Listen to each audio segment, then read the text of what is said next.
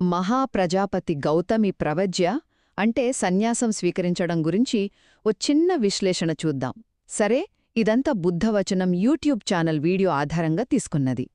ఇందులో బుద్ధుడి పినతల్లి అయిన గౌతమి మరి మహిళలకు బౌద్ధ సంఘంలో అంటే సన్యాసుల సమూహంలోకి ప్రవేశం ఎలా సాధించిందో చూస్తాం.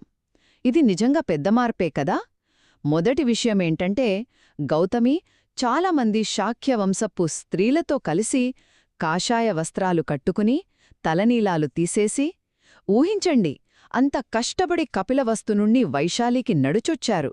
బుద్ధుడిని అడిగారు, మహిళలకు కూడా సన్యాసమివ్వండి అని. కాని ఆశ్చర్యంగా బుద్ధుడు ఏకంగా 3 సార్లు వద్దన్నారు. స్త్రీలు వస్తే ధర్మ వినయానికి అంత మంచిది కాదన్నారట. ఇక రెండోది, ఇక్కడే మన ఆనంద బంతే అంటే గౌరవనీయులైన ఆనందుడు రంగంలోకి దిగారన్మాట. పాపం గౌతమి ఏడుస్తుంటే చూసి ఆమె తరపున బుద్ధుడి దగ్గర మాట్లాడారు. మొదట బుద్ధుడు మళ్ళీ ఒప్పుకోకపోయినా ఆనందుడు చాలా కీలకమైన ప్రశ్న అడిగారు. మహిళలు కూడా ప్రవజ్య పొంది సాధన చేసి అర్హత ఫలాలను అంటే ఆ అత్యున్నత ఆధ్యాత్మిక స్థితులను అందుకోగలరా అని. బుద్ధుడు అవును, సాధించగలరు అనగానే ఆనందుడు మరి మిమ్మల్ని కన్నతల్లిలా పెంచిన గౌతమికే అవకాశమివ్వరా అని అడిగి ఒప్పించారు. చివరగా బుద్ధుడు సరే అన్నారు. కాని ఇక్కడే ఒక షరతు పెట్టారు. ఏంటంటే మహిళలు 8 చాలా కఠినమైన నియమాలని, వాటినే అష్టగరుధమ్మ అంటారు, జీవితాంతం పాటించాలి.